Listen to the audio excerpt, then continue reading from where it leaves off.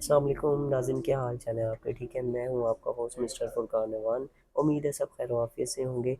आज हमारे पास हमारे बहुत ही प्यारे मेहमान डॉक्टर हसन खालिद साहब मौजूद है, जो उनका जिनका ताल्लुक पोल्ट्री फार्म से है, मगर कुछ वजूहात की वजह से ये पोल्ट्री फार्म को छोड़ना पड़ा। ज़ाहिर सी बात है, इंसान है, ज़िंदगी में बहुत से ऐसे मामला होते रहते हैं जिनकी वजह से इंसान अपने कोई पर्सनल मामला भी पीछे रख देता है। इसलिए मैं आज इनसे पूछूंगा कि ये क्या मामला थे जिन वजह से इनको पोल्ट्री फार्म छोड़ना पड़ा। जी हसन साहब, अस्सलाम वालेकुम, कैसे हैं आप? वालेकुम अल्लाह का शुक्र। आप हसन भाई, सुनाएं कि सबसे पहले तो बहुत शुक्रिया, आपने हमें अपना कीमती वक्त दिया। जी अब जी, मैं आपका कोई बहुत कोई मसला शुक्रगुजार नहीं। हूँ। जी हसन भाई, मुझे बताएं कि ये जो आपने पोल्ट्री फार्म जो छोड़ा है, ये किस जी। वजह से छोड़ा? फुरकान साहब, इसकी दो बेसिक वजूहात थी मेरे छोड़ने की। एक तो उसमें कंसिस्टेंसी नहीं थी जॉब की, इसमें एक कैरियर नहीं था इंसान का बन रहा। और दूसरी मेन वजह जो थी मेरे छोड़ने की, वो सेशन लाइफ इंसान की ख़त्म हो जाती है।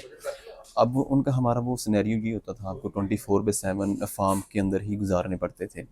अब उनका वो एक बहुत ही सेंसिटिव बर्ड्स होते थे, उनकी बीमारी लगने का खदशा बहुत ज़्यादा होता था। जी जी, तो बिल्कुल सही कह रहे हैं। हम ना तो किसी को एंट्री अंदर होने की इजाज़त देते थे, ना बाहर जाने की इजाज़त देते थे, जब तक चूज़ा डे 1 से लेके डे एंड तक हमारा वो यानी कि चलता आप था। कहना चाह रहे हैं, जो लोग आपसे चूज़े परचेज़ भी करते थे, उनमें से वो तब तक अंदर नहीं एंटर हो सकते थे जब तक चूज़ा सही ग्रोथ नहीं कर ग्रोथ सकता, नहीं कर जाता। ठीक हो गया। हम वो उनको तब इजाज़त देते हैं जब हमने कैचिंग करवानी होती थी, जब हमने डे एंड पे फ्लॉक सेल करना होता था, ठीक हो तब गया। ही उनको इजाज़त होती जी थी। जी। उससे पहले कोई विज़िटर, कोई रिश्तेदार, कोई ऐसा बंदा, गैर मुतल्लका बंदा अंदर नहीं आ सकता था, उसको इजाज़त नहीं होती थी।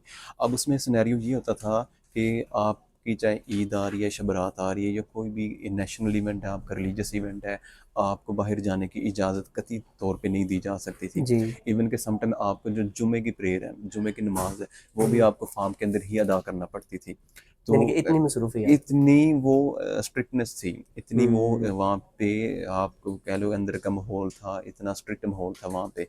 अ, ये सिर्फ ब्रायलर फार्म नहीं, ओवरऑल हमारे मुल्क के नहीं, ओवरऑल पूरी दुनिया में यही चीज़ फॉलो की जाती है, एसओपीज़ को फॉलो किया जाता है। जी जी, तो बिल्कुल। ये मेन वजह थी कि मेरे छोड़ने की। एक तो शहर से बहुत ज़्यादा दूर बनाए जाते थे, इंसान घर से बहुत ज़्यादा दूर कट ऑफ हो जाता था।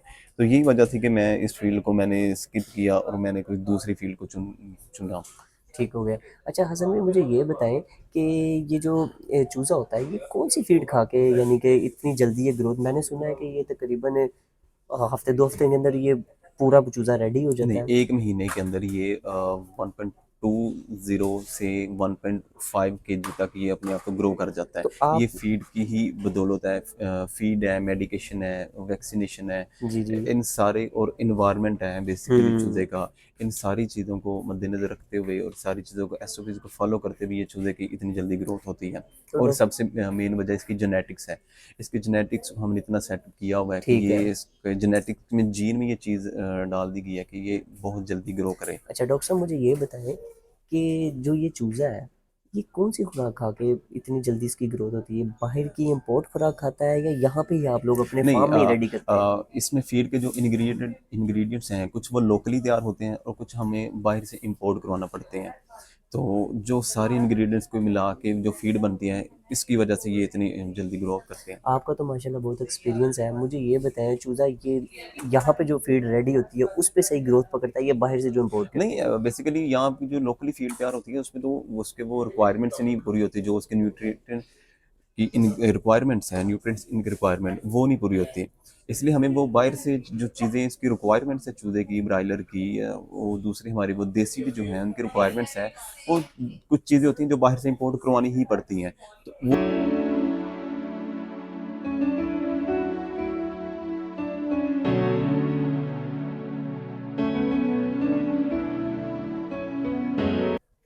अच्छा तो डॉक्टर हसन, मुझे बताएं, आजकल आपने देखा होगा इस महंगाई के दौर में चिकन का रेट बहुत ज़्यादा ऊपर चला गया, 900 जी के करीब चला गया पर केजी। जी। इसकी क्या वजूहात है? क्या पीछे से चूज़ा इतना ज़्यादा महंगा है, या क्या वजह है, या फीड महंगी है, किस वजह से ये हो रहा है?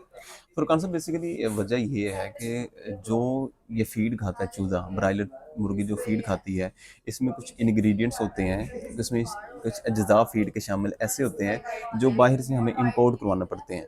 आज आपको भी पता है कि हुकूमत पाकिस्तान ने आजकल बाहर से जो इंपोर्ट करवाते हैं, कितना टैक्स आयद किया हुआ है। जी बिल्कुल वो सही। सारे इस टैक्स की बिना पे ही इसके फीड के रेट्स हाई होते हैं। फीड आपके ज़ाहिर सी बात है फीड के रेट हाई होंगे तो ब्रायलर का गोश्त जो है वो ऑटोमेटिकली वो उसका रेट जो ऊपर जाएगा। यही मेन वजह कि इंग्रेडिएंट्स बाहर से इंपोर्ट करवाने पड़ते हैं, टैक्स उनके ऊपर डबल से ट्रिपल पड़ रहा है, तो ऑटोमेटिकली अच्छा, चिकन का आपके जो जो फ़ार्म रेट है में वो जैसे चूज़े ऊपर है। हैं, फ़र्ज़ करें आपके फ़ार्म में 300 चूज़ा है, उनमें से अगर 1-2 चूज़ा बीमार हो जाता है, ज़ाहिर-सी बात है जो जानवर बीमार होता है दूसरी कोई बीमारी जी, लगाता है। जी। इसको आपको कैसे पता चलता है ये जानवर बीमार हो गया और दूसरे भी इससे अफ़ेक्ट हो रहे हैं? किस तरह इसकी आप केयर करते हैं? फरकान कोई साहब, वैक्सीन? पहली तो बात ये है कि हम जो शेड में ब्रायलर फार्मिंग जो करते हैं किसी एक चूज़े पे हम वो मेडिकेशन वैक्सीनेशन नहीं करते। सबसे पहले हम पूरे ऑल ओवर आप फ्लोक करते को हैं? वैक्सीनेशन करते हैं, मेडिकेशन करते हैं। अब बीच में से जो हम चक्कर लगा रहे होते हैं, विजिट कर रहे होते हैं शेड को, जिसमें से जो चूज़ा हमें बीमार नज़र आए, लाकर कमज़ोर नज़र आए, वीक नज़र आए, हमें पता चल रहा है कि ये चूज़ा दूसरों से ग्रोथ उसकी कम जा रही है, उसके लिए हमने एक अलग हॉस्पिटल बनाया हुआ है। शेड के अंदर ही थोड़ा ठीक सा है। एरिया सेट किया था, उसको उसके अंदर डाल देते हैं, ठीक है। फिर उसका अलहदा से हम ट्रीटमेंट चला रहे होते हैं ताकि उनको भी दूसरे चूजे के मुताबिक वो ग्रो कराया जा सके। अच्छा डॉक्टर साहब, आजकल जो हमारे घरों में जैसे ये केएनएस सेब्रोज़ वगैरह के जो ये टैबलेट्स टिक्के वगैरह आती जी हैं, जी मैंने इनमें देखा है, नोट किया है मैंने कि ये एक एज अ कंपनी और दूसरे जैसे हमारे लाहौर में ये टुंटल मार्केट है, यहाँ की इनके उनके रेट्स में बड़ा फ़र्क होता है टैबलेट्स वगैरह के। इसकी क्या वजूहत है? क्या सेम अंदर आइटम्स नहीं होती या क्या वजह है इसकी? तो कॉन्सेप्ट बेसिकली वजह दो होती हैं, जो कंपनीज होती हैं, फॉर जैसे कि आपने नाम लिया के एंड के या सबरोसो का, ये इतनी हाइजेनिक का ख्याल रखती हैं, इतनी हाइजेनिक आइटम्स को रखती हैं कि आप सोच भी नहीं सकते। और दूसरा ये एसओपीज़ को फॉलो करते हैं, जो जो हुकूमत पाकिस्तान के अपने स्टैंडर्ड बनाए हुए हैं, ठीक है, इसको ये मुकम्मल फॉलो अप करते हैं। इनका जो आप कंपैरिजन कर ले टोलिंटन मार्केट या किसी भी लोकल मार्केट, वो एसओपीज़ को बिल्कुल भी फॉलो नहीं करते। और उनके आप देख रहे हैं भट्टों पे जो गोश्त कर रहे होते हैं, वो उन पे मक्खियाँ भी बैठ रही होती हैं, मच्छर भी आ रहे होते हैं, और उनके एक ही छुरी से वो बार बार दूसरों को ज़िबा बिल्कुल कर रहे ऐसे ही होते है। हैं, और वही छुरी रख जी, जी। देते हैं, मक्खियाँ बैठ जाती हैं, फिर यानी कि उसे आप कहना करने चाहते हैं पे कि सफाई सफाई-सुथराई का सुथराई का बिल्कुल ख्याल ख़्याल नहीं नहीं होता। रखते। अच्छा फिर डॉक्टर उनका टेम्परेचर बेसिकली मेंटेन रखते हैं आप, हुँ। उनका अंदर तो टेम्परेचर मेंटेन रहता ही है, लेकिन जिस ये स्टोर में जाते हैं, कैश नकारी पे जाते हैं, जो भी बड़े स्टोर पे जाते हैं, ये इनके अपने आउटलेट्स हैं, वहाँ पे बाकायदा फ्रिजेज इनके लिए टेम्परेचर को मेंटेन रखने के लिए पड़ी होती हैं। तो यही दो तीन वजूहत हैं जिनकी वजह हुँ। से थोड़ा सा इनका रेट अप अच्छा होता डॉक्टर है, साहब, लेकिन ये भी होता है इसमें कि इसमें कोई चिकन का साइज़ वग़ैरह छोटा-बड़ा हो? जैसे केएनएस में साइज़ बिल्कुल लेवल का होता है, एक जी मैंने देखे हैं, और बाहर के साइज़ में छोटे-बड़े कोई इसमें हो जाता है चिकन के जी, साइज़ में? इसमें फरहान साहब इन्होंने अपने स्टैंडर्ड सेट किए हुए हैं जी, कि ये ब्रेस्ट का इतना है, थाई का इतना है, नेबलेट्स का ठीक इतना हो है, गया। नगेट्स का इतना है। अब जो उनके वो स्टैंडर्ड को फॉलो नहीं कर रहा होता, उनको वो बी कैटेगरी या सी कैटेगरी में शामिल कर देते हैं, और मार्केट्स में हमेशा वो ए कैटेगरी का ही गोश्त सेल करते हैं। जी, ठीक हो गया डॉक्टर साहब, बहुत शुक्रिया, आपने हम अपना कीमती वक़्त दिया, हम आपके बहुत शुक्रगुज़ार हैं। जी, तो नाज़रीन, ये थे हमारे डॉक्टर हसन साहब जो फ़ार्मर हैं। उम्मीद है कि आपको इनसे बहुत सी चीज़ें सीखने को भी मिली होंगी। इंशाल्लाह नेक्स्ट वीडियो में फिर हाज़िर होंगे, तब तक के लिए हमें दीजिए इजाज़त। खुदा हाफ़िज़।